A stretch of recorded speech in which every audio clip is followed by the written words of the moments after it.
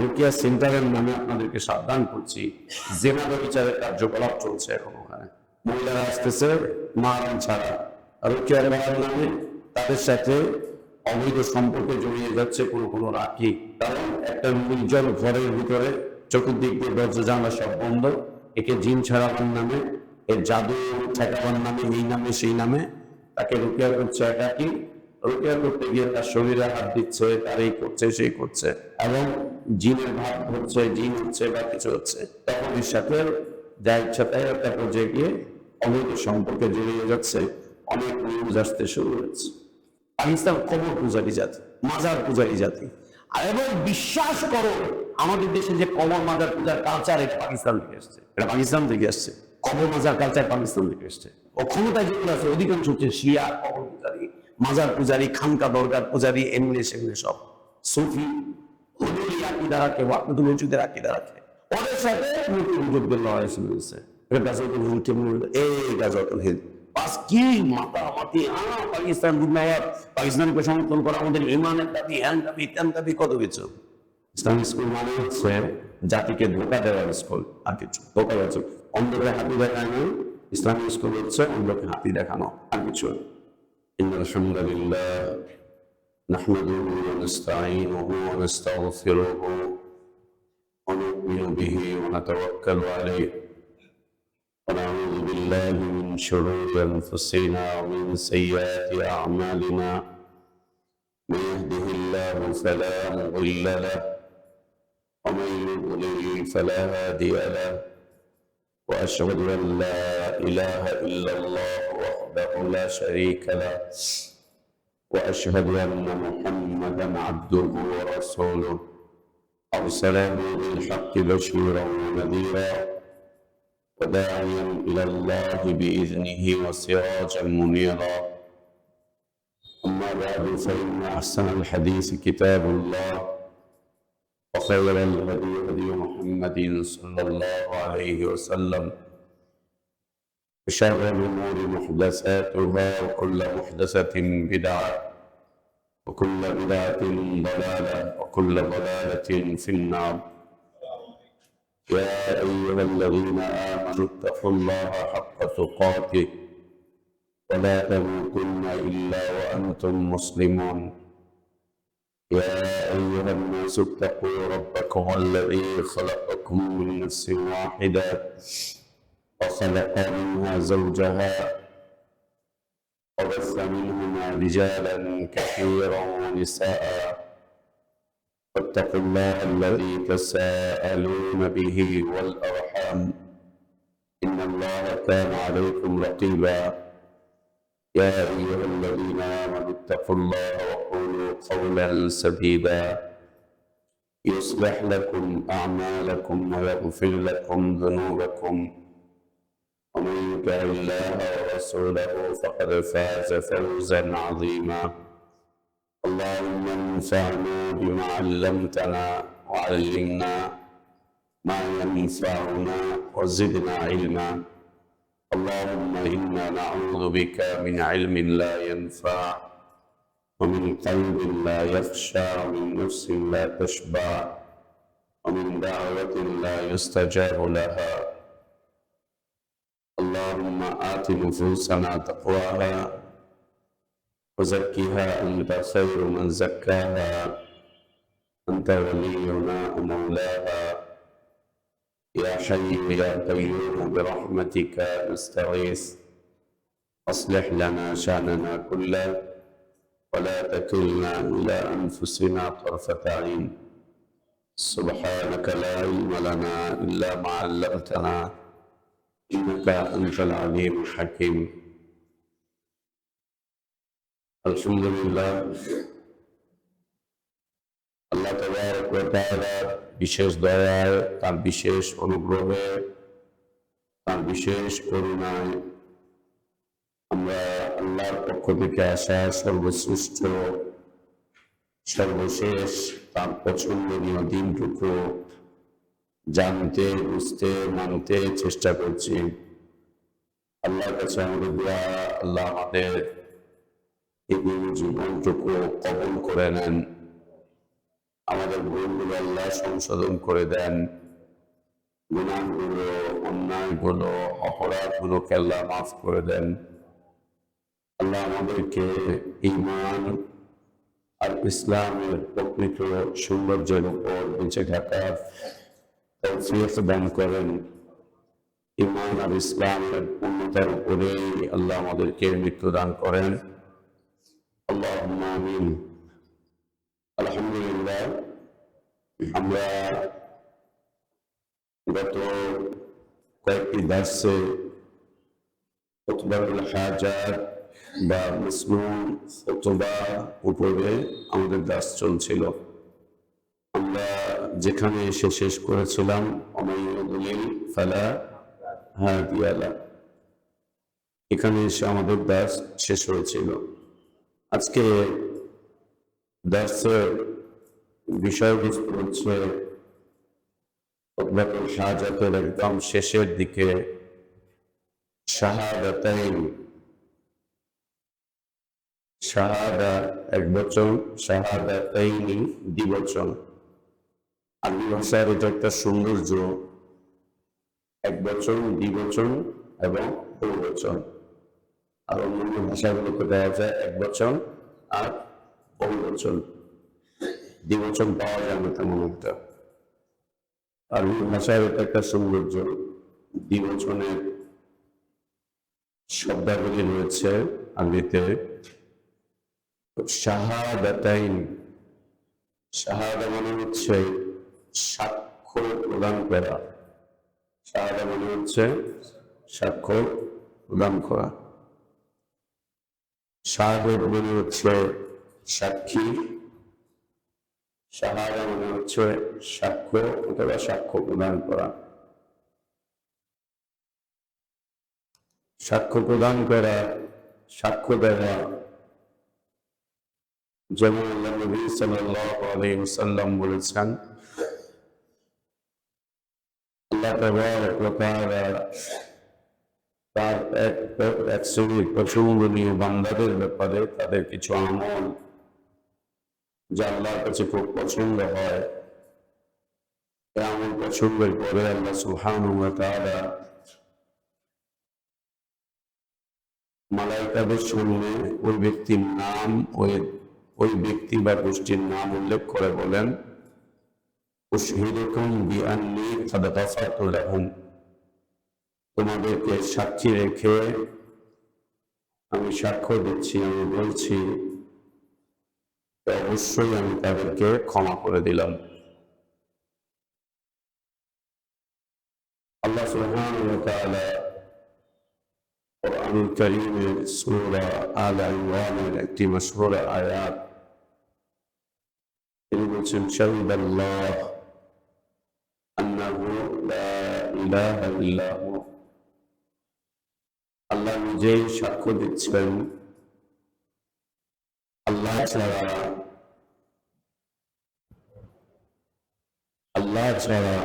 সত্য কোনো মাবুদ নেই। আল্লাহ নিজেই সাক্ষ্য দিচ্ছেন আন্নাহু লা ইলাহা ইল্লা হু, তিনি ছাড়া সত্য কোনো ইলাহ নেই, সত্য কোনো মাবুদ নেই। আল্লাহ সাক্ষ্য দিচ্ছেন। তো আল্লাহ সাক্ষ্য দেন, মালাইকাগণ সাক্ষী দেন, উলামাগণ সাক্ষী দেন,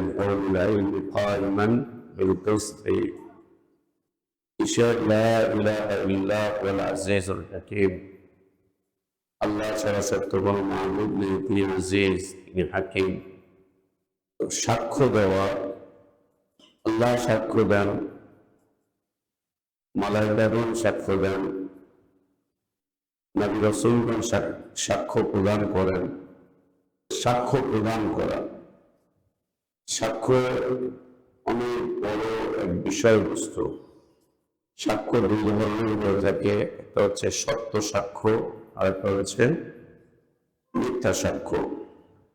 মিথ্যা সাক্ষ্য প্রদান করা হচ্ছে কাবীরা গুনাহ, মিথ্যা সাক্ষ্য প্রদান করা। মিথ্যা সাক্ষ্য প্রদান করার মাধ্যম দিয়ে অনেক জুলুম, অন্যায়, অত্যাচারের দরজা খুলে যায়, অনেক জুলমের দরজা, অন্যায়ের দরজা, অত্যাচারের দরজা খুলে যায় মিথ্যা সাক্ষ্যর মাধ্যম দিয়ে। সাক্ষ্য অনেক বড় এক বিষয়বস্তু। আল্লাহ নিজেও সাক্ষ্য দেন, নবী রাসূলগণ সাক্ষ্য দিয়েছেন, মালায়েকাগণ সাক্ষ্য দেন, উলামা দেন, ন্যায়পরায়ণ উলামাগণ যারা বিশুদ্ধ জ্ঞানের অধিকারী তারাও সাক্ষ্য প্রদান করেন। আবার এর বিপরীতে এক শ্রেণীর মানুষ মিথ্যা সাক্ষ্য প্রদান করেন। আজকের ব্যবসা শাহাদাতাইন, দুটি শাহাদাত, যে দুটি শাহাদার মাধ্যম দিয়ে, যে দুটি সাক্ষ্য প্রদানের মাধ্যম দিয়ে একজন মুসলিম ইসলামে প্রবেশ করে। একজন মুসলিম তার যাবতীয় ধর্ম কর্ম থেকে পবিত্র হয়, যাবতীয় ধর্মকর্ম থেকে সে তওবা করে, যাবতীয় ধর্মকর্মকে সে পরিত্যাগ করে। এই পরিত্যাগ করা এর যে প্রমাণ হচ্ছে তার শাহাদা। এই জন্য মুসলিম মূর্তি পূজার অথবা অন্য কিছু পূজার যে জীবনের লম্বা একটা সময় আল্লাহ ছাড়া অন্যের ইবাদত করে কাটিয়েছে, আল্লাহ ছাড়া অন্যের দাসত্ব করে কাটিয়েছে, অন্যের আনুগত্য করে কাটিয়েছে, জীবনের লম্বা একটা সময়, অতঃপর তার কানে আল্লাহ সুবহানাহু ওয়া তাআলা আল্লাহ ওয়াহদানিয়তের, আল্লাহ তাওহীদের দাওয়াত তার কানে যে কোনো উপায়ে পৌঁছেছেন। তার কানে দাওয়াত যাওয়ার পরে তিনি ভাবতে শুরু করেছেন, চিন্তা করতে শুরু করেছেন, বুঝতে শুরু করেছেন। অতঃপর আল্লাহ তাবারক ওয়া তাআলা তাকে তার যাবতীয় ভুল ভ্রান্তিগুলো বোঝার তৌফিক দিয়েছেন এবং তার অন্তরকে আল্লাহ প্রশস্ত করে দিয়েছেন। সে এখন তার জীবনের অতীতের যত কর্মকাণ্ড আছে, অতীতের যত বিষয়বস্তু আছে, সব বিষয়বস্তু থেকে ফিরে আসে। অতীতের সব বিষয়বস্তু, আল্লাহ ছাড়া অন্যের দাসত্ব, আল্লাহ ছাড়া অন্যের আনুগত্য, আল্লাহ ছাড়া অন্যের ইবাদত, এর থেকে সে ফিরে আসে দুটি সাক্ষ্যের মাধ্যম দিয়ে। তার অতীত জীবনকে সে জলাঞ্জলি দেয়, অতীত জীবনকে সে পরিত্যাগ করে, তার অতীত জীবনের ব্যাপারে সে অনুতপ্ত হয়, অতীত জীবনের ব্যাপারে সে মানসিক একটা চাপের মধ্যে পড়ে। অতঃপর তার অতীতকে নিয়ে সে যখন ভাবতে শুরু করে, আল্লাহ তাবারক ওয়া তাআলা তার হৃদয়কে খুলে দেন, অতীতের সব পাপগুলোকে আল্লাহ মোচন করে দেন, অতীতের সব বোঝাগুলো, গুনাহগুলোকে আল্লাহ মোচন করে দেন দুটি সাক্ষ্যের মাধ্যম দিয়ে, শাহাদাতাইনের মাধ্যম দিয়ে। তার অতীতের মূর্তি পূজা, আল্লাহর অবাধ্যতা, আনুগত্যহীনতা, দাসত্বহীনতা, অতীতের জিনা, ব্যভিচার, অতীতের খুন খারাপি, অতীতের জুয়া, দুর্নীতি, অতীতের সুদ, ঘুষ, অতীতে আরো যা আছে, অতীত মানে যা আছে, আল্লাহ সুবহানাহু ওয়া তাআলা তার সব কিছুকে মোচন করে দিবেন মাত্র দুটি সাক্ষ্যের মাধ্যম দিয়ে।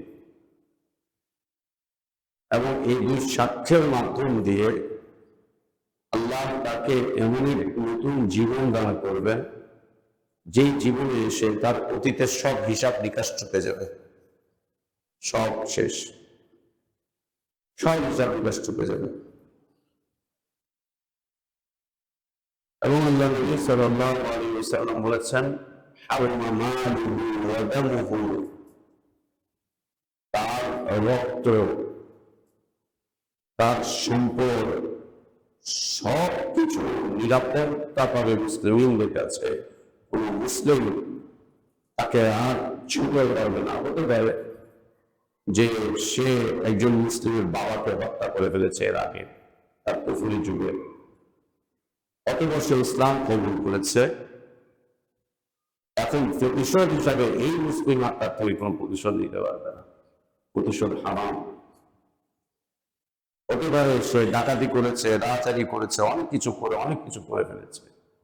যখন ইসলাম ত্যাগন করে ফেলেছে, তার মাল পর্যন্ত তারা নিরাপদ করে দিয়েছে, কেউ কিছু বলতে পারবে না তাকে, কেউ কিছুই বলতে পারবে না তাকে।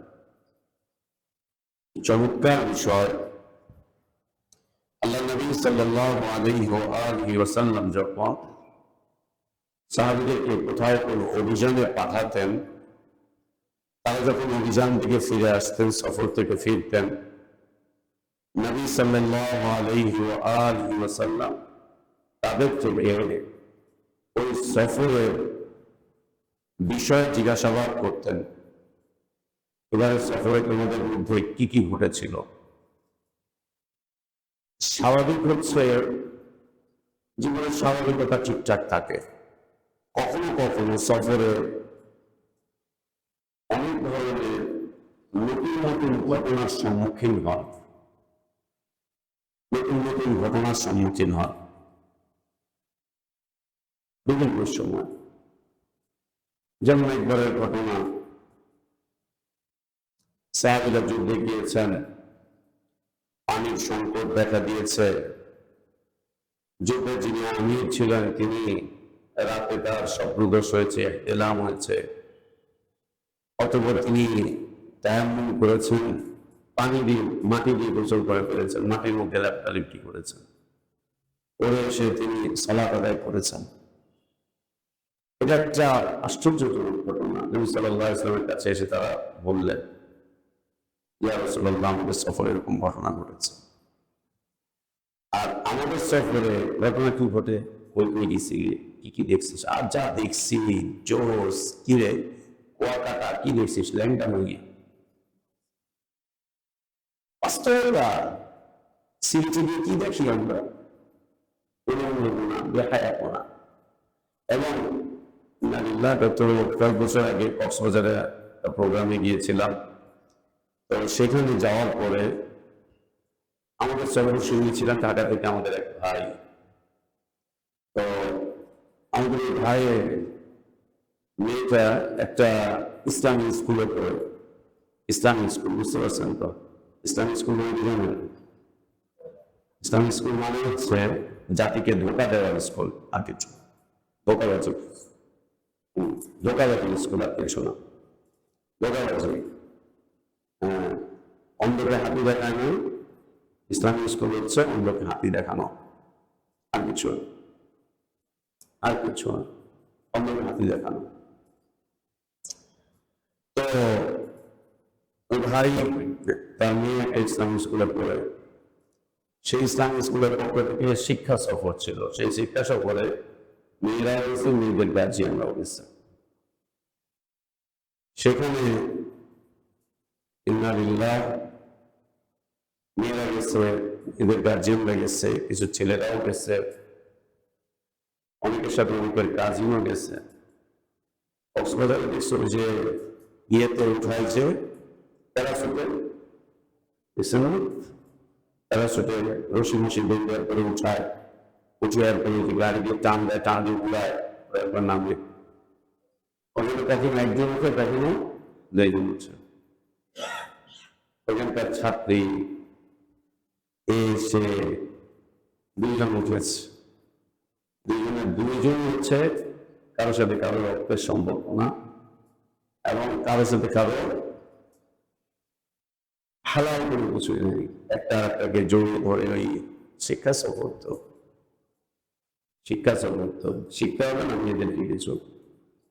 আমাদের মেয়েদেরকে আমরা কিচ্ছু শিখাবো না, এটা কোনো কথা? একটু ব্যবহারপনা শেখাবো না, একটু নম্রতাও আমাদের মেয়েদেরকে আমরা শেখাবো না, এটা কোনো কথা? একটু শেখানো উচিত।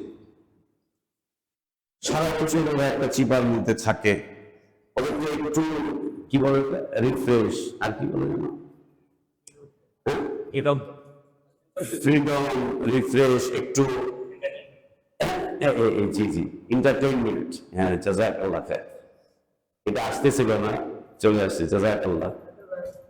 হ্যাঁ, একটা কিছু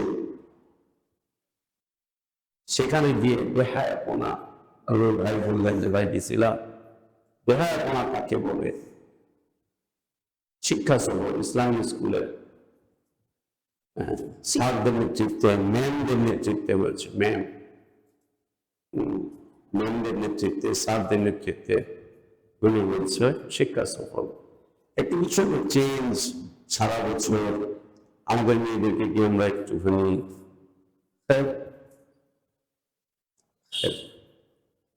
আর আমাদের এখন সফরের পরে বিষয়টা কি থাকে, কি দেখলি ছবিটা আনছিস, দেখি তো, ওইখান থেকে শরীর দেখতেছে। হ্যাঁ, কি ছবি আনছিস? মেয়েরা কাপড় উঠিয়ে হাঁটুর উপরে উঠিয়ে পানির মধ্যে ভিজতেছে, সি বিচ। এই সেভাবে না, আমরা এমন একটা জায়গায় গেছি যেখানে একটু মানুষজনের সমাগম কম, ওইখানে গেছি একটু, যেখানে সমাগম কম সেখানে আমরা গেছি। লা ইলাহা ইল্লাল্লাহ। এগুলো হচ্ছে অন্ধকে হাতি দেখানো, অন্ধকে হাতি দেখানো। আমাদের মেয়েদেরকে আমরা অন্ধকারের মধ্যে রেখে দিব? আমাদের মেয়েরা চোখ বন্ধ করে থাকবে, কিছুই বুঝবে না? ঠিক আছে, বুঝান, আল্লাহ রহম করেন, বুঝান না, স্বাধীন না আপনি বুঝাতে গিয়ে, যা ইচ্ছা তাই করেন, সমস্যা নেই, কোনো সমস্যা নেই। আল্লাহ নবী সাল্লাল্লাহু আলাইহি ওয়াসাল্লাম চিরাচরিত অভ্যাস ছিল, তিনি সাহাবীরা যখন সফর থেকে আসতেন, আসার পরে তিনি তাদের থেকে সফরের ঘটে যাওয়া ঘটনাগুলো শুনতেন। কি হয়েছে তোমাদের মধ্যে এবার, নতুন কোনো ঘটনা, নতুন কিছু সম্মুখীন হয়েছে, এগুলো জিজ্ঞাসা করার পিছনে যে হিকমত সেটা হচ্ছে ভুল সংশোধন। কোন একটা ভুল হয়েছে, একটা অন্যায় হয়েছে, সেটা সংশোধন। অথবা তখন পর্যন্ত ওয়াহিদ দরজা খোলা ছিল, আল্লাহ নবী সাল্লাল্লাহু আলাইহি ওয়াসাল্লাম মৃত্যুর পরে ওয়াহিদ দরজা বন্ধ হয়ে যায়। নবী সাল্লাল্লাহু আলাইহি ওয়াসাল্লামের সুন্নাহ বা হাদিস যে বলা হয়, কাউল ফেল তাকরীর, তার কথা, তার কাজ এবং তার অনুমোদন বা সমর্থন। কেউ কিছু করেছে, সেটা ভুল হয়ে করে নবী সাল্লাল্লাহু আলাইহি ওয়াসাল্লাম বলে দিচ্ছেন আর করবে না, এটা আর করবে না। অথবা আল্লাহ নবী সাল্লাল্লাহু আলাইহি ওয়াসাল্লাম বলে দিয়েছেন, হ্যাঁ যেটা করেছো এটা ঠিক আছে। সাহাবীরা সফরে গেলেন, যুদ্ধ সফরে যাওয়ার পরে তাদের খাবার দাবারের সংকট দেখা দিল। সাগরের পাড় দিয়ে তারা গিয়েছিলেন অভিযানে, হঠাৎ করে তারা সাগর পাড়ে বিশাল এক মাছ পেলেন, তিমি মাছ, বিশাল তিমি মাছ পেলেন। তাদের সফরের বাকি দিনগুলো এই মাছটাকে তারা কেটে কেটে খেয়েছেন, আসার সময় আবার নিয়ে বসেছে। নবী সাল্লাল্লাহু আলাইহি ওয়াসাল্লাম অনুমোদন পেলেন, না ঠিক আছে। এরপরে সাহাবী রুকিয়া করেছিলেন সূরা ফাতিহা দিয়ে, রুকিয়া করার পরে তার থেকে কি দিয়েছিলেন? বিনিময় দিয়েছিলেন। কখন দিয়েছিলেন বিনিময়? যখন তাদের কাছে কিচ্ছু ছিল না, সফররত অবস্থায় তাদের কাছে কিছুই ছিল না, এছাড়া কোনো উপায় ছিল না। উপায়হীন অবস্থায় তারা যে বিনিময় নিয়েছেন, নবী সাল্লাল্লাহু আলাইহি ওয়াসাল্লাম সেটাকে অনুমোদন দিলেন। আর এই হাদিসের প্রবলেমটা করে ঢাকা শহরে রুকিয়া সেন্টার গড়ে উঠেছে, ঘন্টা 5,000 টাকা ব্যবসা, রুকিয়া সেন্টার। আর রুকিয়া সেন্টারের নামে আপনাদেরকে সাবধান করছি, জেনা বিচারের কার্যকলাপ চলছে এখন ওখানে, জেনা বিচারের কার্যকলাপ চলছে। মহিলারা আসতেছে মারাম ছাড়া, রুকিয়ার নামে তাদের সাথে অবৈধ সম্পর্কে জড়িয়ে যাচ্ছে কোনো কোনো রাখি। কারণ একটা নির্জন ঘরের ভিতরে চতুর্দিক দিয়ে দরজা জানলা সব বন্ধ, একে জিন ছাড়াবার নামে, এর জাদু ঠেকাবার নামে, এই নামে সেই নামে তাকে রুকিয়া করছে একাকি। রুকিয়া করতে গিয়ে তার শরীরে হাত দিচ্ছে, তার এই করছে সেই করছে, এবং জিনের ভাব ধরছে, জিন হচ্ছে বা কিছু হচ্ছে। তখন এর সাথে যা ইচ্ছা তাই একটা পর্যায়ে গিয়ে অবৈধ সম্পর্কে জড়িয়ে যাচ্ছে, অনেক নিউজ আসতে শুরু হয়েছে। উত্তরার একটা ঘটনা কিছুদিন আগে ঘটলো, কয়েকদিন আগে আমাদের সৌদি আরবের এক মেয়ে ইজ্জত সম্মান ভেবেছে এরকম একজন রাখি, এরকম একজন রাখি বলবো না, যদি আপনার কাছে কিচ্ছু না থাকে তখন তার বিষয় আলাদা। এটাকে পেশা হিসাবে নিয়ে নেওয়া না, এটা সুন্নাহর পরিপন্থী। আল্লাহ নবী সাল্লাল্লাহু আলাইহি ওয়া আলিহি ওয়াসাল্লাম এক যুদ্ধ সাহাবীদেরকে পাঠালেন, সেখানে তাদের সেনাপতি করেছিলেন উসামা ইবনে যায়েদ রাদিয়াল্লাহু আনহুকে। সেই যুদ্ধে একটা ঘটনা ঘটে গেল। তীব্র যুদ্ধ যখন চলছে তখন সাহাবীদের বিপরীতে যারা লড়াই করছে কাফেররা, কাফেরের সাথে উসামা ইবনে যায়েদ রাদিয়াল্লাহু আনহু তীব্র লড়াই চলছে। একটা পর্যায়ে এই লড়াই অবস্থায় এই কাফের উসামা ইবনে যায়েদ রাদিয়াল্লাহু আনহু বাগে চলে আসলো। তিনি তারপরে তরবারি উত্তোলন করলেন, তরবারি মারবেন তার উপরে, একদম মেরে দিবেন তার উপরে তরবারি। এমন সময়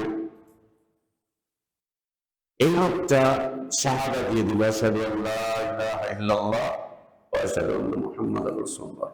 তরবারি উঠিয়েছেন, অস্ত্র উঠিয়েছেন, অস্ত্র তাক করেছেন। এতক্ষণ লড়াই করছে, ইনিও মারছেন উনিও মারছেন, অস্ত্র চালাচ্ছেন। অস্ত্র চালাতে চাইবে, একটা পর্যায়ে সে নিরস্ত্র হয়ে গেল, হেরে গেল, তার হাত থেকে অস্ত্র পড়ে গিয়েছে। উসামা ইবনে যায়েদ রাদিয়াল্লাহু আনহু অস্ত্র উঠিয়েছেন, একে মারবেন একদম ফাইনালি। তখন উনি সাথে সাথে শাহাদা পাঠ করছেন, আশহাদু আল্লা ইলাহা ইল্লাল্লাহ ওয়া আশহাদু আন্না মুহাম্মাদার রাসূলুল্লাহ। উসামা ইবনে যায়েদ রাদিয়াল্লাহু আনহু তিনি মনে করলেন এই লোকটা বাঁচার জন্য শাহাদা পাঠ করছে, এই লোকটা বাঁচার জন্য শাহাদা পাঠ করছে, শুধু বাঁচার জন্য শাহাদা পাঠ করছে এই লোকটা, যে এ বাঁচতে চায়, আমার তরবারির আঘাত থেকে বাঁচতে চায়, বাঁচার জন্য এ শাহাদা পাঠ করছে, বাঁচার জন্য। এটা মনে করে উসামা ইবনে যায়েদ রাদিয়াল্লাহু আনহু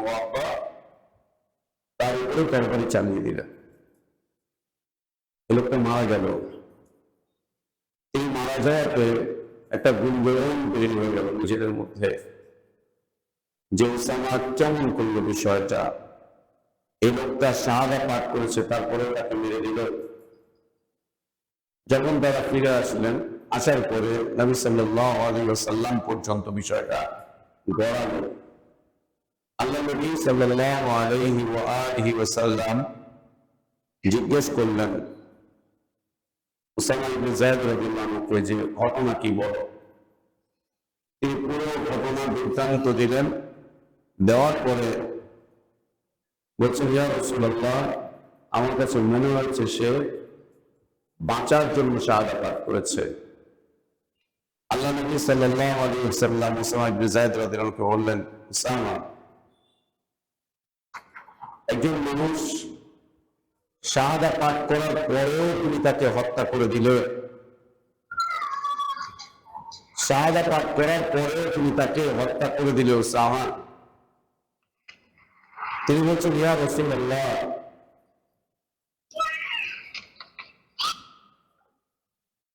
উসামা রাদিয়াল্লাহু আনহু বলছেন, ইয়া রাসূলুল্লাহ, তিনি বাঁচার জন্য শুধুমাত্র শাহাদা পাঠ করেছিলেন।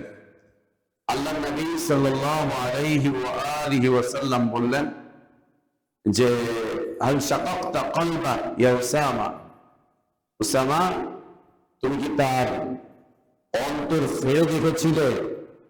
সে তোমার তরবারির ভয়ে শাহাদা পাঠ করেছিল, না সত্যিকার অর্থে সে তার হৃদয় থেকে শাহাদাত পাঠ করেছিল।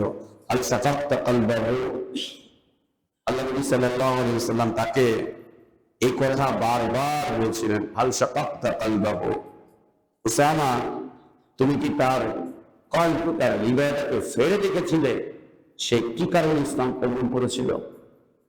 নবী সাল্লাল্লাহু আলাইহি ওয়াসাল্লাম বারবার বললেন, বারবার।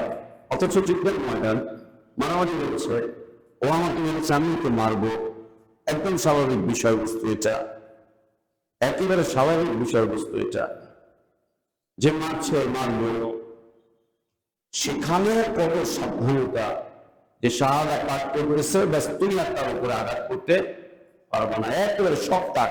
ও আমার দিকে সোজা করেছে, আমি তাক করেছি, ও মারছে আমিও মারছি, এক পর্যায়ে ও আমার বাড়িয়ে চলে এসেছে, আমি ওকে এখন আক্রমণ করবো, আঘাত করবো, এই পর্যন্ত হচ্ছে আশহাদু আল্লা ইলাহা ইল্লাল্লাহ, ইসলামের বিধান হচ্ছে ওকে ছেড়ে দাও, ওর শরীরে আঘাত করতে হবে না, একটা আঘাত করতে হবে না, শরীরে কিছু করতে হবে না, একদম কিছু করতে হবে না, তাকে ছেড়ে দাও, ইসলামের বিধান, তাকে ছেড়ে দাও, কিছু বলতে পারবে না তাকে,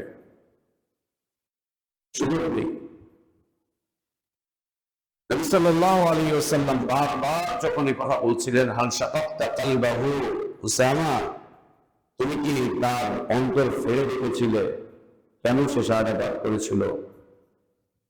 উসামা ইবনে যায়েদ রাদিয়াল্লাহু আনহু খুব বিচলিত হয়ে পড়েছিলেন এতবার বলার কারণে, এবং নবী সাল্লাল্লাহু আলাইহি ওয়াসাল্লাম বারবার এটাকে তাকরার করার কারণে তিনি বুঝে নিয়েছিলেন যে আমি মস্ত বড় অন্যায় করে ফেলেছি, অনেক বড় ভুল করে ফেলেছি। তিনি এটা বুঝে নিয়েছিলেন যে আমি মস্ত বড় ভুল করছি, না হলে নবী সাল্লাল্লাহু আলাইহি ওয়াসাল্লাম বারবার বলবে কেন, কেন বারবার বলবেন, কেন এই কাজ করলাম? উসামা ইবনে যায়েদ রাদিয়াল্লাহু আনহু বলছেন, এতবার নবী সাল্লাল্লাহু আলাইহি ওয়াসাল্লাম বললেন এই কথা, যে একটা পর্যায়ে আমার মন বলছিল যে আজকে যদি আমি হত্যাকারী না হয়ে নিহত ব্যক্তি হতাম তাহলে কতই না উত্তম হতো। আমি হত্যাকারী না হয়ে যদি আমি নিহত ব্যক্তি হতাম তাহলে কতই না উত্তম হতো, যে নিহত ব্যক্তি হতাম আমি তাহলে কতই না উত্তম হতো। তার মানে যে লোকটা এখন শাহাদা পাঠ করেছে আর এখন মরে গিয়েছে, আল্লাহ তার অতীতে সব ক্ষমা করে দিয়েছেন, সে বিনা হিসাবে জান্নাত, সব মাফ করে দিয়েছেন, আর কোনো বিচার বিকাশ কিচ্ছু হবে না। এক্ষুনি শাহাদা, এক্ষুনি ইসলামে, এক্ষুনি মৃত্যুবরণ করেছে, এক্ষুনি মৃত্যু। তাও আবার শাহাদাতের মৃত্যু। আল্লাহ নবী সাল্লাল্লাহু আলাইহি ওয়াসাল্লাম আলী ইবনে আবি তালিব রাদিয়াল্লাহু আনহুকে খায়বারের যুদ্ধে একদম শেষ অবস্থানে এসে আলী ইবনে আবি তালিব রাদিয়াল্লাহু আনহুকে খায়বারের যুদ্ধের পতাকা দিয়ে দিলেন। হাদিস বলছিলাম না কয়েকদিন আগে, শেষ সময় এসে তাকে পতাকা দিয়ে দিলেন খায়বারের যুদ্ধে। যখন তাকে দেওয়া হলো, নবী সাল্লাল্লাহু আলাইহি ওয়াসাল্লাম তাকে বললেন যে আলী, তুমি আল্লাহর নামে আল্লাহর রাস্তায় লড়াই করতে এগিয়ে যাও, আল্লাহর নামে আল্লাহর রাস্তায় লড়াইয়ের ময়দানে তুমি এগিয়ে যাও। এগিয়ে যেতে বললেন রাসূলুল্লাহ সাল্লাল্লাহু আলাইহি ওয়াসাল্লাম আলী রাদিয়াল্লাহু আনহু ওয়ারদাকে।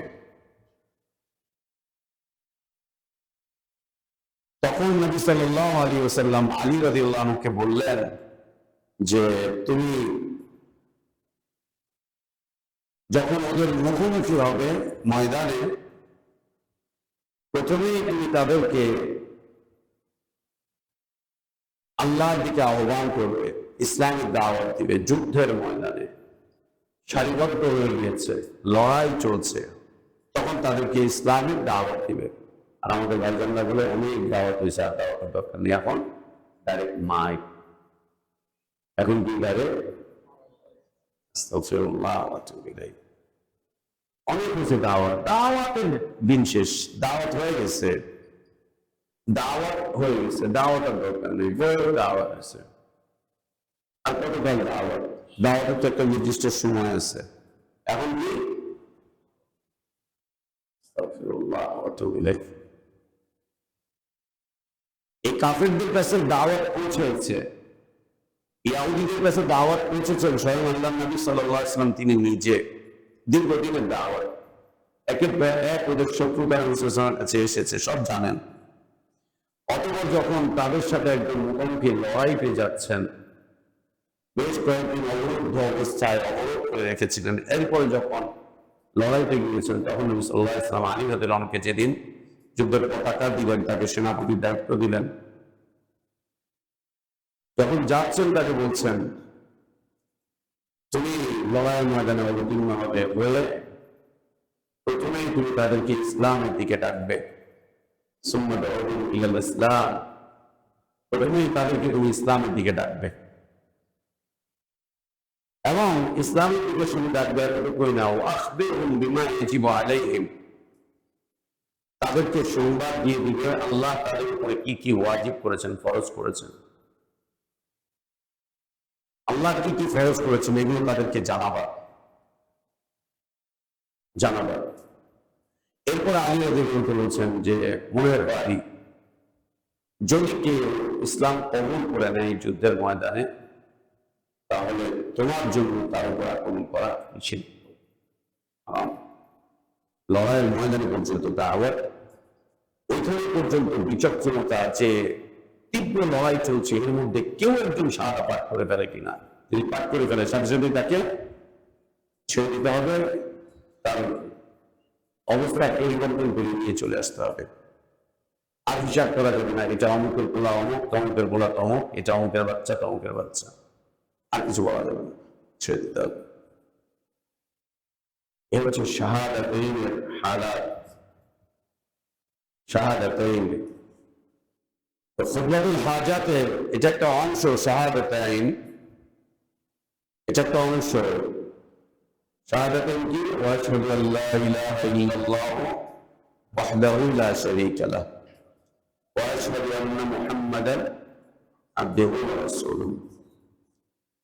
তর্জমা দেখি, ওয়া আশহাদু আল্লা ইলাহা ইল্লাল্লাহ, আমি সাক্ষ্য দিচ্ছি আল্লাহ ইলাহা ইল্লাল্লাহ, আল্লাহ ছাড়া সত্য কোনো মাবুদ নেই, ওয়াহদাহু লা শারীকা লাহু, তিনি একক, তার কোনো অংশীদার নেই, তার কোনো অংশীদার নেই। আল্লাহ ওয়াহদানিয়তে সাক্ষ্য দিচ্ছে যে আল্লাহ সুবহানাহু ওয়া তাআলা তিনি একক ইলাহ, একক মাবুদ, তিনি একক ইলাহ, তিনি একক মাবুদ এবং তিনি হচ্ছেন সত্য মাবুদ, তিনি হচ্ছেন সত্য মাবুদ। তার মতো দ্বিতীয় মাবুদ কেউ নেই এবং তিনি এক একক, তার কোনো অংশীদার নেই। এই শাহাদা প্রথম অংশ এটি, আল্লাহর ওয়াহদানিয়তের সাক্ষ্য প্রদান করা, আল্লাহর ওয়াহদানিয়তের সাক্ষ্য। এই ওয়াহদানিয়তের সাক্ষ্য, ওয়াশহাদু আল্লা ইলাহা ইল্লাল্লাহ ওয়াহদাহু লা শারীকা লাহু, আমি সাক্ষ্য প্রদান করছি আল্লাহ ছাড়া সত্য কোনো মাবুদ নেই, তিনি এক একক, লা শারীকা লাহু, তার কোনো অংশীদার নেই, তার কোনো অংশীদার নেই। ওয়াহদাহু লা শারীকা লাহু, শাহাদা আসবে চারটি বিষয় সমন্বিত। আল্লাহ তাবারক ওয়া তাআলা ওয়াহদানিয়তের সাক্ষ্য আসবে চারটি বিষয়ে সমন্বিত একটি সাক্ষ্য। সেটি কি? আউয়ালান, প্রথমত হচ্ছে আল ঈমান বিউজুদিল্লাহ, আল্লাহ আছেন এই কথা স্বীকার করে, আল্লাহ আছেন এই কথা স্বীকার করো যে আল্লাহ আছেন। পৃথিবীতে একটা শ্রেণী আছে যারা আল্লাহর অস্তিত্বকে স্বীকার করে না, যারা আল্লাহর অস্তিত্বকে স্বীকার করে না।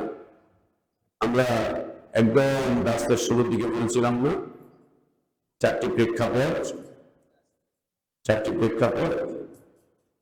তার মধ্যে প্রথম বিষয়টি ছিল নাস্তিকতা। একটা শ্রেণী বিশ্বাস করে দুনিয়াতে আল্লাহ বলতে কিচ্ছু নাই, কিচ্ছু নেই। আল্লাহ বলতে কিচ্ছু নেই, কিছুই নেই। আল্লাহ বলতে কিচ্ছু নেই, একটা শ্রেণী বিশ্বাস। শাহাদার মাধ্যম দিয়ে এই বিশ্বাসকে পরিত্যাগ করা। আল্লাহ আছেন, আমি দেখি না তাতে কি হচ্ছে, আল্লাহ আছেন। আমি তার আওয়াজ শুনি না তাতে কি হচ্ছে, আল্লাহ আছেন। আমি দেখি না, আমি শুনি না, তাতে কি হয়েছে? আমার আকল একে ধরে না, তাতে কি হয়েছে? বিজ্ঞান আল্লাহর অস্তিত্বের স্বীকৃতি দেয় না, তাতে কি হয়েছে? জগৎ একে মানে না, তাতে কি হয়েছে? সমাজ একে কবুল করে না, তাতে কি হয়েছে? এবং মাঝখানে ছোট্ট একটু মনে রাখতে হবে, আহলুস সুন্নাহ ওয়াল জামাত অথবা সালাফিয়াত এর উপরে টিকে থাকা তিনটি উসুল বা কায়দা, এটা সামনের দিন বলবো না, তিনটা উসুল বা কায়দা আহলুস সুন্নাহ ওয়াল জামাতের উপরে টিকে থাকা অথবা সালাফিয়াতের উপরে টিকে থাকা তিনটা উসুল বা তিনটা কায়দা বা তিনটা ভিত্তি। এক নম্বর হচ্ছে الالتزام بكتاب الله وسنة رسول الله صلى الله عليه وسلم। জীবনের সকল ক্ষেত্রে কোরআন এবং সুন্নাহকে মজবুত ভাবে আঁকড়ে ধরা। এক নম্বর, জীবনের সকল ক্ষেত্রে কোরআন এবং সুন্নাহকে আঁকড়ে ধরা। দুই নম্বর, কোরআন এবং সুন্নাহকে আঁকড়ে ধরো কিভাবে? মাযহাবীদের মতো, পীর-মুরিদদের মতো, রাজনীতিবিদদের মতো, জাহের ইসলামের মতো, মওদুদ সাহেবের মতো কিভাবে আঁকড়ে ধরবো কোরআন এবং সুন্নাহকে? কিভাবে? সমাজ যেভাবে বলে ওইভাবে, রাজনীতিবিদরা যেভাবে বলে ওইভাবে, বিজ্ঞান যেভাবে বলে এইভাবে। সুবহানাল্লাহ, ঢাকা বিশ্ববিদ্যালয়ের কয়েকজন বিজ্ঞানের জন্ম নিয়েছে যাদেরকে আমাদের আলেম সালামারা সার করতে করতে থুতু ফেলতেছে, গলা শুকিয়ে যাচ্ছে। এরা কোরআনের অপব্যাখ্যা নিয়ে মাঠে নেমেছে। তারা বলছে যে হুজুররা কোরআন বোঝে না, তার কারণ হুজুরদের কাছে বিজ্ঞানের কোনো জ্ঞান নেই। কোরআন বুঝতে হলে বিজ্ঞানী হতে হবে, বিজ্ঞানের জ্ঞান লাগবে। বিজ্ঞানের জ্ঞান ছাড়া কোরআন বোঝা, কোরআন যে জীবনযাপন করা সম্ভব না। হুজুররা বিজ্ঞান বোঝে না, তাই হুজুররা কোরআন বুঝতে পারে না। এই জন্য হুজুররা পিছনে পড়ে আছে, সেকেলে অবস্থার দিকে আছে, একদম সেই পিছনে পড়ে আছে। আল্লাহ মাফ করেন, আল্লাহ হিদায়াত দান করেন ওদেরকে। বিলকুল না। এক নম্বর হচ্ছে আল-ইলতিজাম বিকিতাবিল্লাহ সুন্নাহ রাসূলুল্লাহ সাল্লাল্লাহু আলাইহি ওয়াসাল্লাম। কোরআন এবং সুন্নাহকে মজবুত ভাবে আঁকড়ে ধরা। কিভাবে আঁকড়ে ধরবে? ফাহমুস সালাফ, সালাফে সালেহিনদের বুঝ অনুযায়ী সাহাবীরা কি বুঝেছিলেন, বাস। এর বিপরীতে বিজ্ঞান হাজার বক্তব্য দিচ্ছে, বাদ। ফাহমুস সালাফ, সালাফদের বুঝ অনুযায়ী। সালাফদের বুঝ অনুযায়ী কারা?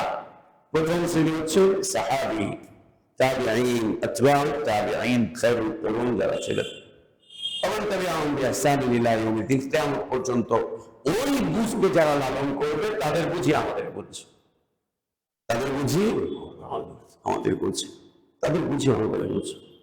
এখনো আছে, গত শতাব্দীতেও ছিলেন ইমবাজ রহমতুল্লাহ আলাইহি, ইবনে উসাইমিন রহমতুল্লাহ আলাইহি, আলবানী রহমতুল্লাহ আলাইহি, ইমাম মুকবিল বিন হাদি আল ওয়াদিঈ রাহিমাহুল্লাহ, তিনি আরো ইমামের যত আছেন, এখন যারা আছেন কিয়ামত পর্যন্ত আসতে থাকবেন। কোরআন সুন্নাহ বুঝতে কাদের? কোন বুঝ অনুযায়ী? সালাফদের বুঝ অনুযায়ী, সালাফদের বুঝ অনুযায়ী, সালাফদের বুঝ অনুযায়ী। এবং আমরা মাঝে মাঝে বলি মানহাজি জ্ঞান মানহাজি পদ্ধতিতে অর্জন করতে হবে। সালাফি মানহাজের জ্ঞান অর্জন করবেন ইউনিভার্সিটিতে বসে বসে, আর ইউনিভার্সিটিতে বসে বসে মানহাজি সালাফের লেকচার দিবেন, ল্যাংটা মেংটা মেয়েদেরকে নিয়ে সামনে বসে থাকবেন, আর আপনি মানহাজুস সালাফের ইমাম হয়ে যাবেন। এরকম না, এরকম না। অশ্লীল জায়গায় বসে বসে মানহাজুস সালাফ প্রচার করবেন, অশ্লীল জায়গার সাথে সম্পৃক্ত থেকে আপনি এই বলবেন সেই বলবেন, এরকম না। মানহাজি পদ্ধতিতে নিতে হবে। সালাফদের আইন নিতে হবে সালাফদের পদ্ধতি, সালাফদের আইন খালাফদের পদ্ধতিতে না, গ্রহণযোগ্য না। সালাফি আর খালাফি দুই পার্থক্য। দ্বিতীয় বিষয় হচ্ছে আন-নাকলু আলাল আকলি। নাকল মানে হচ্ছে কোরআন সুন্নাত।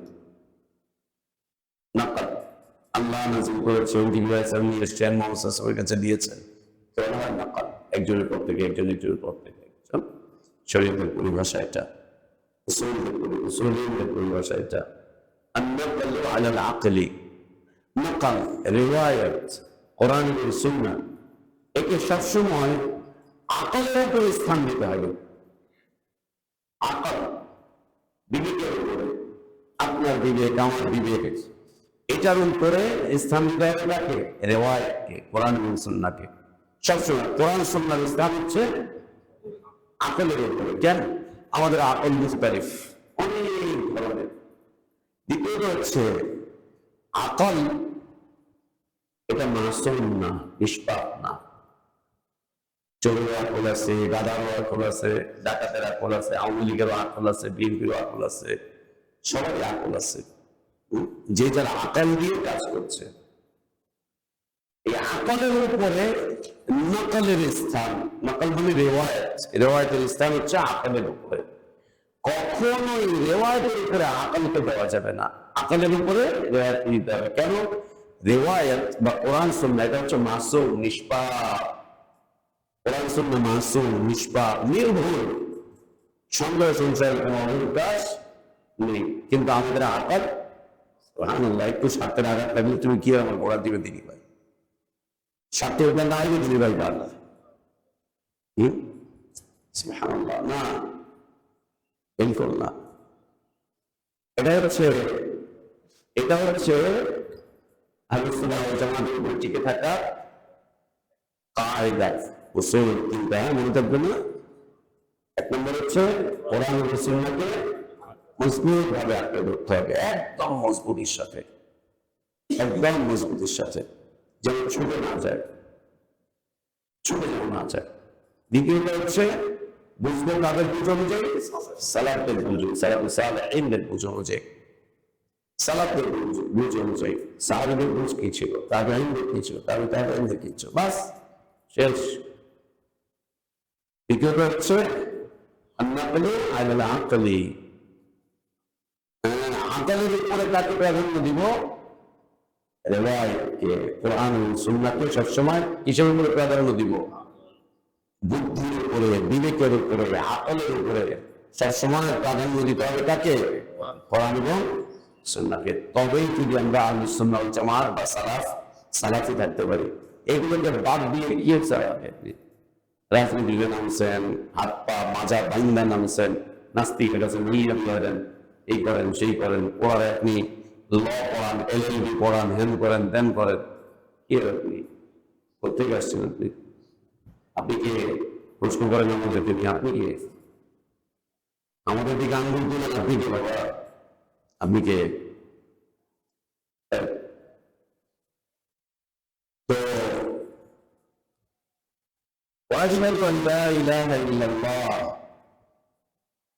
আল্লাহর অস্তিত্বের প্রতি সাক্ষ্য দেওয়া, আল্লাহ আছেন, বিবেক ধরতে হবে না, ধরো দেখতে পাচ্ছ না, তুমি আপত্তি করতে পারো না যে আমি দেখি না, তাতে আমি দেখি না, তো এটা কেমন হবে, এটা কেমন হবে? সুবহানাল্লাহ। মুসা আলাইহিস সালাতু ওয়াস সালাম এর সাথে ফেরাউনের শত্রুতা চলছে, তীব্র শত্রুতা, একটা পর্যায়ে লড়াইতে রূপান্তরিত হলো। মুসা আলাইহিস সালাম তার সাথী সঙ্গী নিয়ে পালাতে লাগলেন।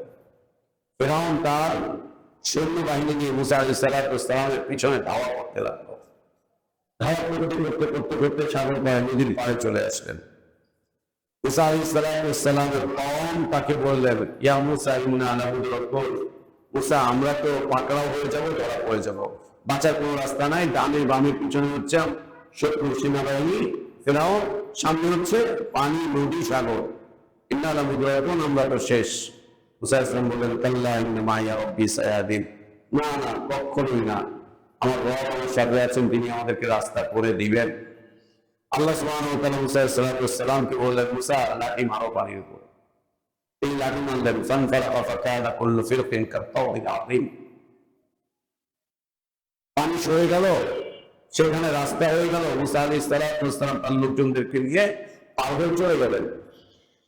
চলে যাওয়ার পরে ফিরআউন তার লোকজন নিয়ে দেখলো যে মাশাআল্লাহ রাস্তাঘাট পদ্মা সেতু শেখাচ্ছে না বানায়, খালি ওরকম একটা কিছু দেখাইতো, তাহলে তো হয়ে গেছিল।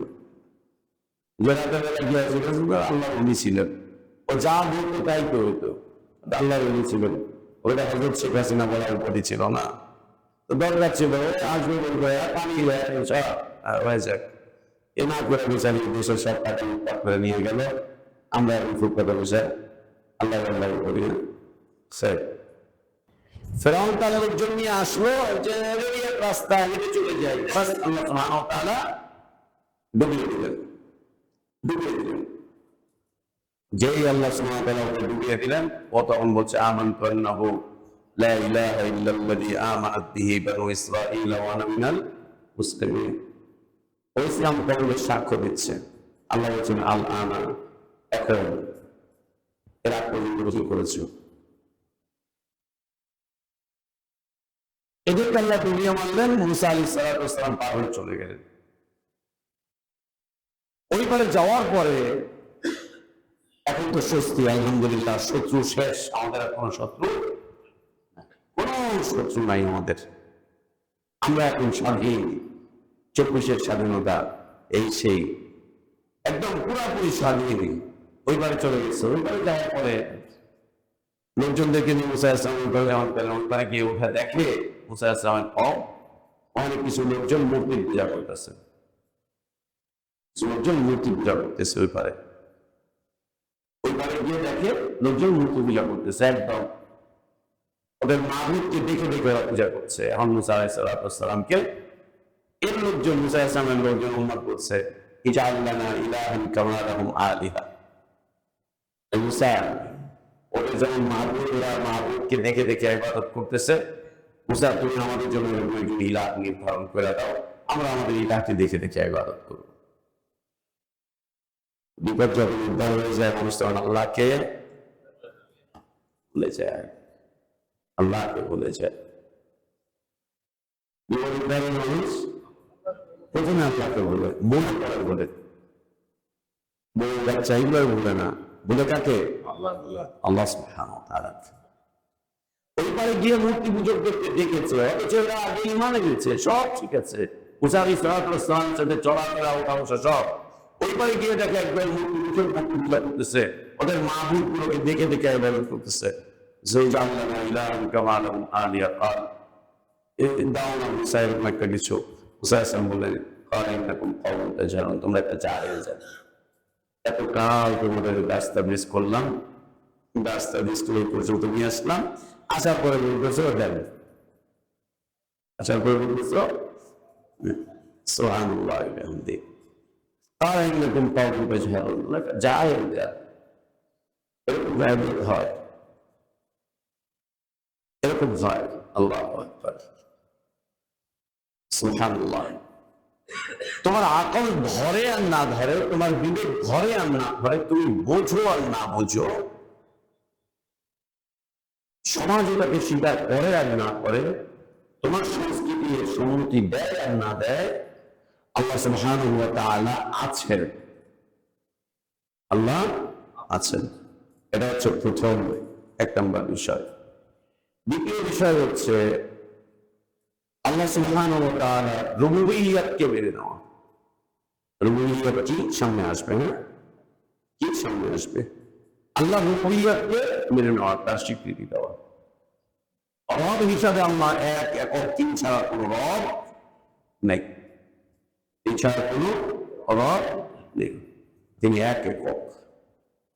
রুবুবিয়্যাতের ক্ষেত্রে আল্লাহ সুবহানাহু ওয়া তাআলাকে মেনে নেওয়ার সাক্ষ্য প্রদান করা যে তিনি একক রব, তিনি সৃষ্টিকর্তা, তিনি হায়াতদাতা, তিনি মৌতদাতা, তিনি আসমান থেকে বৃষ্টি বর্ষণ করেন, তিনি জমিনের ফসলগুলোকে তিনি উৎপন্ন করছেন, তিনি তাকদীরের মালিক।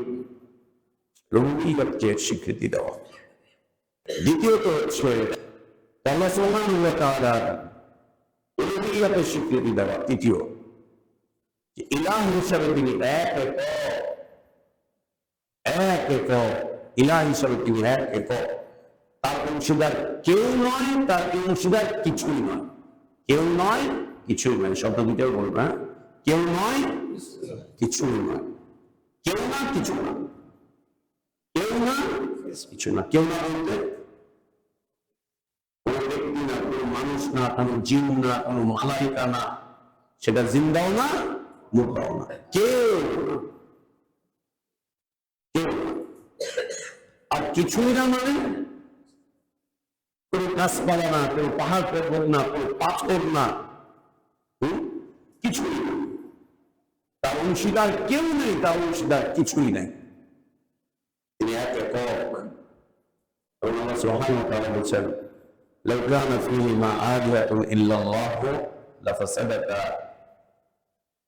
যদি আল্লাহ ছাড়া দ্বিতীয় কোনো ইলাহ থাকতো পৃথিবীতে, তাহলে পৃথিবী ফাসাদ দিয়ে ভরে যেত, পৃথিবী ধ্বংস হয়ে যেত অনেক আগে।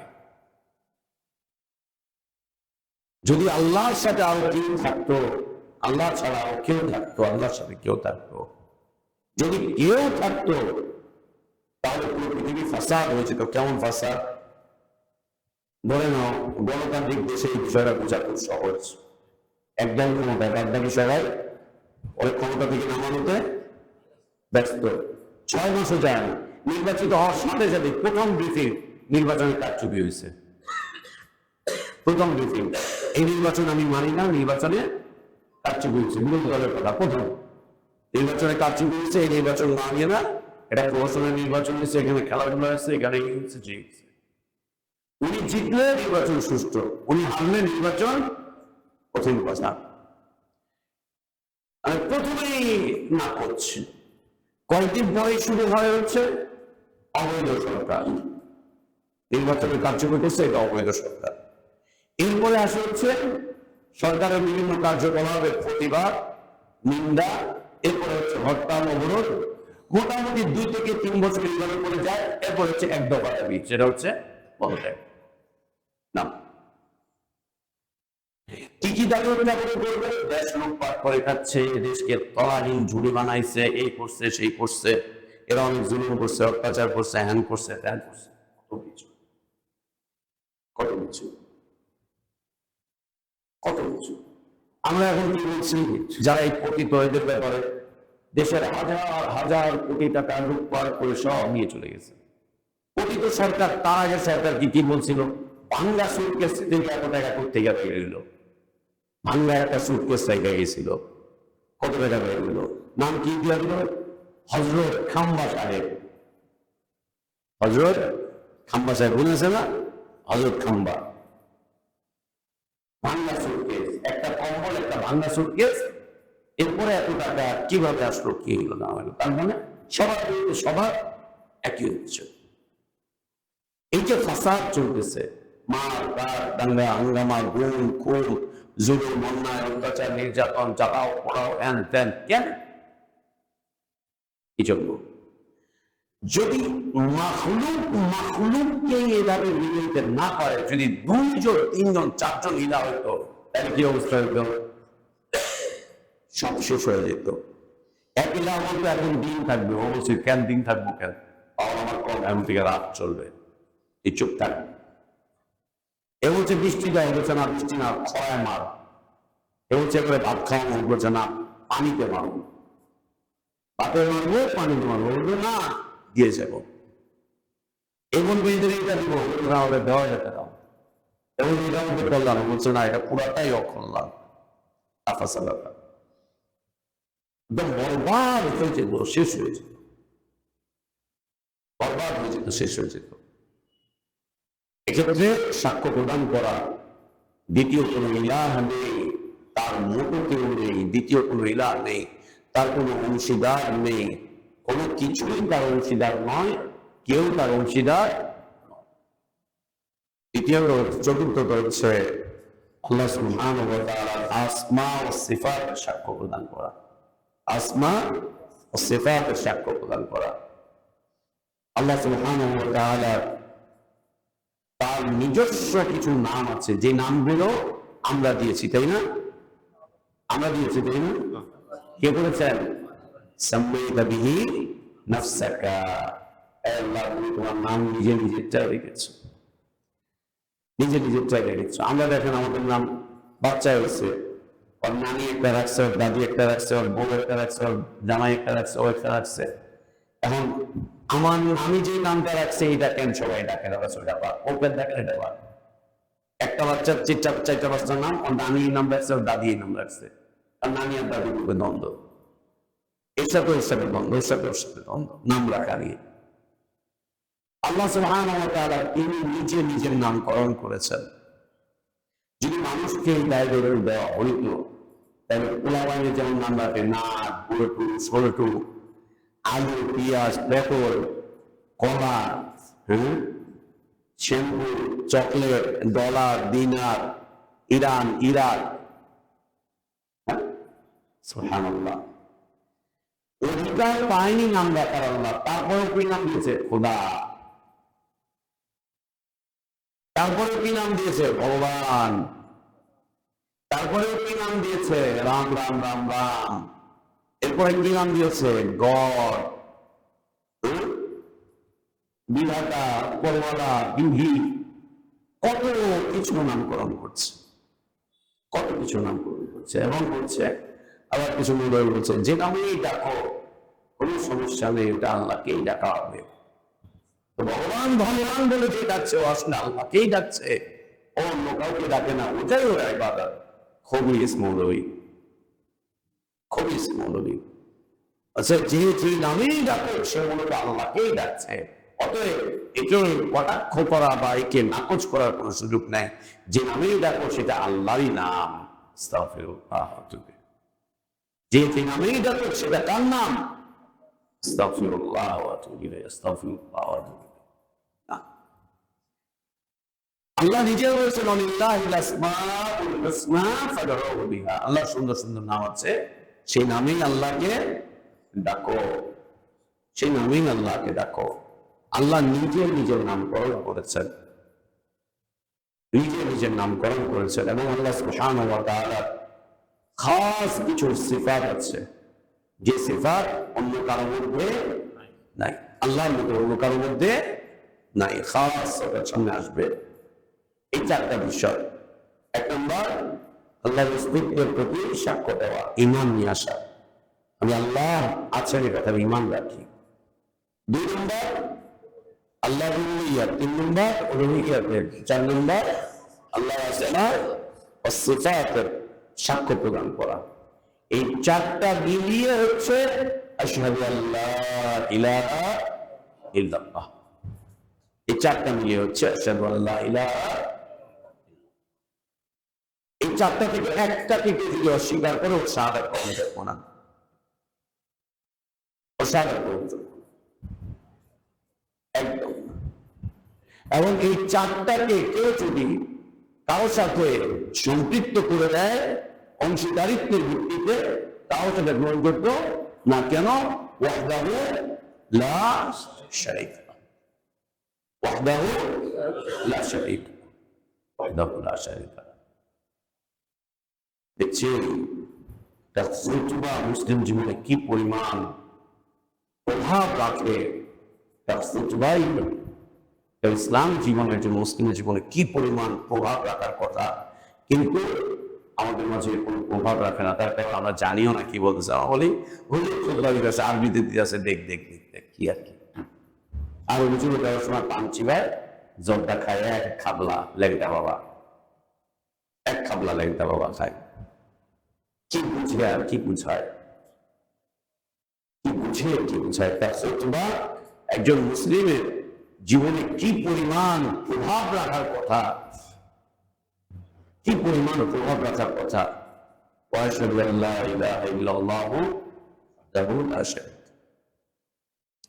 এবং এই জন্যই কেউ যদি কোনো মুসলিমকে ইসলামের দাওয়াত দেয়, এই দাওয়াত দেওয়ার সময় সে যদি ইসলামকে নিয়ে ভাবতে শুরু করে, জানতে শুরু করে, অথবা সে যদি প্রস্তুতি নেয় যে হ্যাঁ আমি মুসলিম হব, তখন তাকে এই চারটি বিষয় জানো। আল্লাহ সুবহানাহু ওয়া তাআলার ক্ষেত্রে জানলার যে আছে এটা তোমার সন্দেহ সংশয়, আল্লাহর রুবুবিয়্যত তাকে সংক্ষিপ্ত আকারে এবং বিস্তারিত আকারে জানানো, আল্লাহর উলুহিয়্যত তাকে সংক্ষিপ্ত এবং বিস্তারিত আকারে জানানো, আল্লাহর আসমা ও সিফাত তাকে সংক্ষিপ্ত এবং বিস্তারিত আকারে জানানো। জানানোর পর যদি সে বুঝে নেয়, বাস তারপর তাকে সাক্ষ্য প্রদান করো, তাকে সাক্ষ্য প্রদান করো, তার সাক্ষ্য নাও।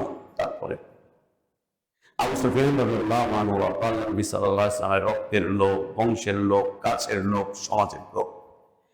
ওয়াশহাদু আল্লা ইলাহা ইল্লাল্লাহ এটা বুঝতে তার প্রায় 20 বছর সময় লাগে, 20-21 বছর সময় লাগে। যখন মক্কা বিজয় হলো তখন তিনি সাক্ষ্য প্রদান করলেন। এতগুলা দিন লেগেছিল।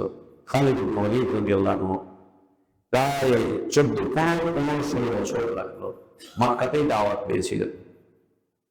ওদের যুদ্ধ প্রান্তের দিকে কি বিশাল ঘটনা ঘটলো, তার উপরে গিয়ে তিনি কত বছর সময় লাগলো, লম্বা সময়। এত লম্বা সময় তার সাথে দাওয়াতি সম্পর্ক, যুদ্ধের ময়দানে যুদ্ধ, যুদ্ধের ময়দানের বাইরে দাওয়াত, যুদ্ধের ময়দানের বাইরে দাওয়াতি সম্পর্ক। তাহলে এটা বুঝতে সময় লাগার কথা, লাগতেও পারে।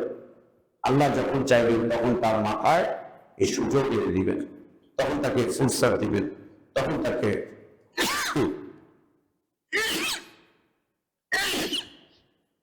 আলহামদুলিল্লাহ আল্লাহ সুবহানাহু ওয়া তাআলা যখন তাকে তৌফিক দিবেন, তখন সে ভাবতে শুরু করবে, তখন সে ভাবতে শুরু করবে, তখন সে বুঝতে শুরু করবে, তখন সে এইদিকে অগ্রসর হতে শুরু করবে। যখন তাকে তৌফিক দিবেন, যখন সেগুলো চিন্তায় ভাবতে, এগুলো বুঝতে বুঝতে একটা পর্যায়ে আল্লাহ যখন তৌফিক আরো বাড়িয়ে দিবেন, তখন আল্লাহ তার হৃদয়কে খুলে দিবেন। ফামান শারাহা আল্লাহু সাদরাহু লিল ইসলাম ফাহুয়া আলা নূরিন মির রাব্বিহ। তারপরে আল্লাহ খুলে দিবেন, যখন হৃদয় আল্লাহ উন্মুক্ত করে দিবেন, তারপর সে শাহাদাত প্রদান করবে। কিন্তু শর্ত যে তাকে জানাও, বুঝাও। আমরা এখন দেখি যে প্রেম প্রীতির আলোকে অনেক ছেলে এবং মেয়েরা অমুসলিম থেকে ইসলাম কবুল করছে, ইসলাম কবুল করে মেয়েটাকে বিয়ে করছে। কি ব্যাপার? আমি মুসলিম হয়েছি, মুসলিমের বিয়ে করছি। ঘটনা কি? ঘটনা খুবই কি পাওয়া যায়, মেয়ের সাথে প্রেমের সম্পর্ক হয়েছে কলেজে, ইউনিভার্সিটিতে, অথবা অফিসে, আদালতে, কোথাও। মেয়ে জানতে পারছে এই ছেলে হিন্দু। এখন মেয়ের আত্মমর্যাদা লাগছে, হিন্দুকে বিয়ে করবো কিভাবে? বিয়ে করা যায় না, বিয়ে করতে পারি না। যদিও নারী নীতি এর বাইরে। তুমি হিন্দু থাকো, আমি মুসলিম থাকি, তুমি তোমার রামের ইবাদত করো, আমি আমার আল্লাহর ইবাদত করবো। দুইজন খালি ব্রেক পার্টনার, সমস্যার কিছু নেই। তোমার সন্তান আমার বেরবে, তোমার সন্তানকে আমি দুধ খাওয়াবো, তোমার সন্তানকে আমি এই করবো, তা আপত্তি কিছু নেই। তোমার ধর্ম তোমার, আমার ধর্ম আমার। লাকুম দীনুকুম ওয়ালিয়া দীন, বুখারী শরীফের সহিহ হাদিস। লাকুম দীনুকুম ওয়ালিয়া দীন, বুখারী শরীফে। তোমার ধর্ম তোমার, আমার ধর্ম আমার। সুবহানাল্লাহ, সুবহানাল্লাহ। তো কি হয়েছে? মেয়ের আত্মমর্যাদায় লাগছে, কিভাবে কিনবি? তাহলে আমি ছেলেকে বলছে তুমি মুসলিম না হলে আমি বিয়ে করবো না।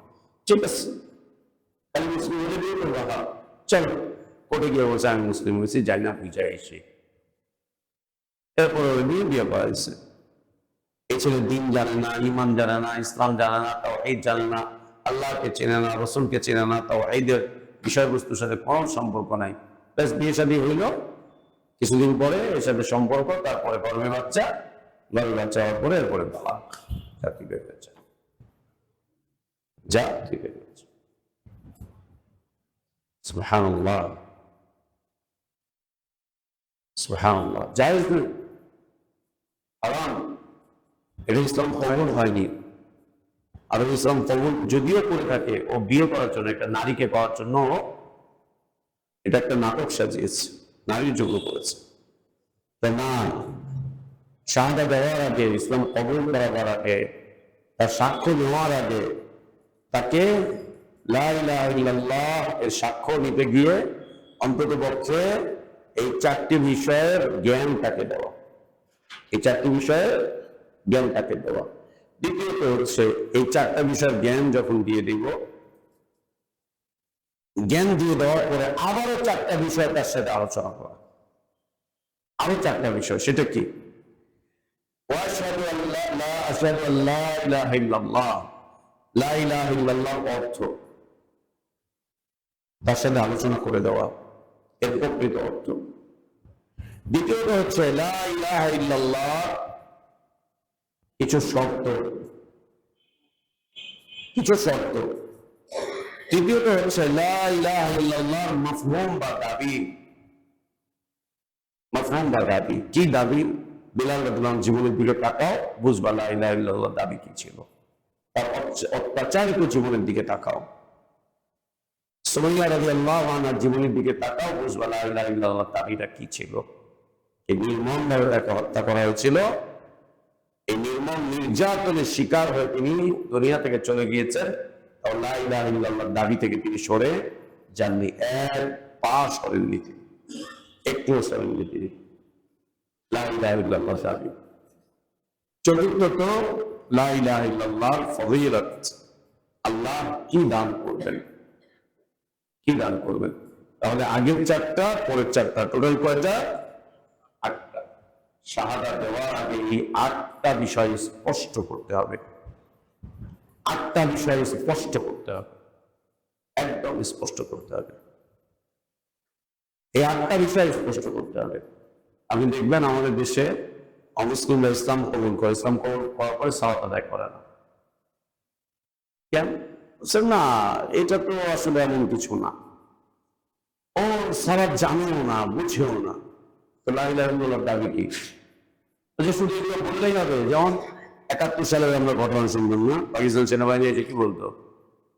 কালেমা বল। পাকিস্তান সেনাবাহিনীকে জানানো শুরু এটা হিন্দু এবং মুসলিমদের লড়াই। আর কদিন আগে তো গাজওয়াতুল হিন্দ শুরু হলো, ট্রাম্প পয়সা গাজওয়াতুল হিন্দ বন্ধ করে দিল। কেমন হলো ভাই? ও ভাই, গাজওয়াতুল হিন্দ কত কিছু পোস্ট করছো, হিন্দু বন্ধ শেষ। কোনটা গাজওয়াতুল হিন্দ?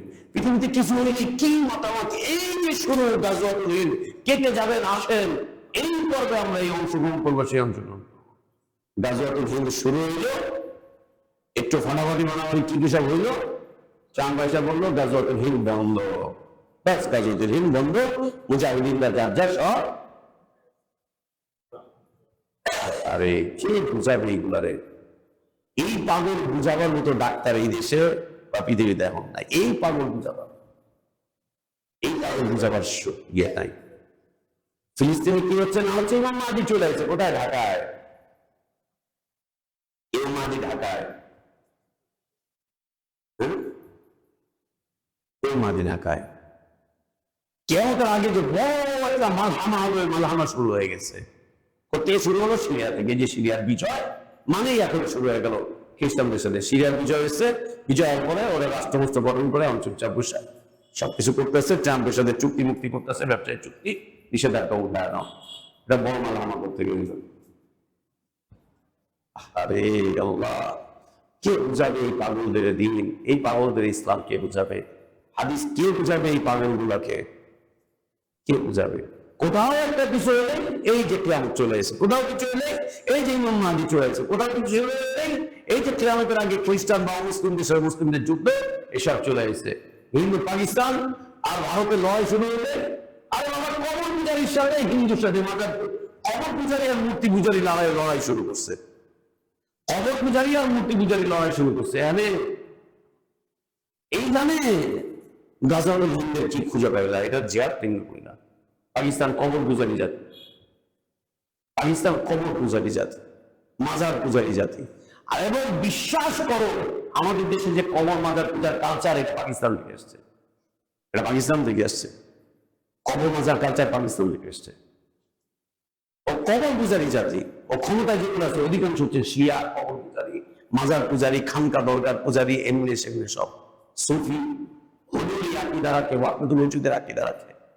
ওদের সাথে মূর্তি পূজক বেল্লাহ হয়েছে গাজওয়াতুল হিন্দ এই গাজওয়াতুল হিন্দ বাস কি মাতামাতি পাকিস্তান জিন্দাবাদ, পাকিস্তানকে সমর্থন করা আমাদের ইমানের দাবি, হ্যান দাবি, ত্যান দাবি, কত কিছু। তারপর শেষ বিজয় কি হলো? কালো পতাকা, কালো পতাকা বিজয় হয়ে গেছে। তোমাদের সব কালো ইনশাআল্লাহ, বলো নাকি? উপরে গেছে সব কালো, চশমাটাও কালো, মাথায়ও কালো, শরীরও কালো, কালো পতাকা বিজয় হয়ে গেল। কালো পাখি মিছিল মিছিল বাইরে সব শেষ, সব গেল। ইন্না লিল্লাহি ওয়া ইন্না ইলাইহি রাজিউন।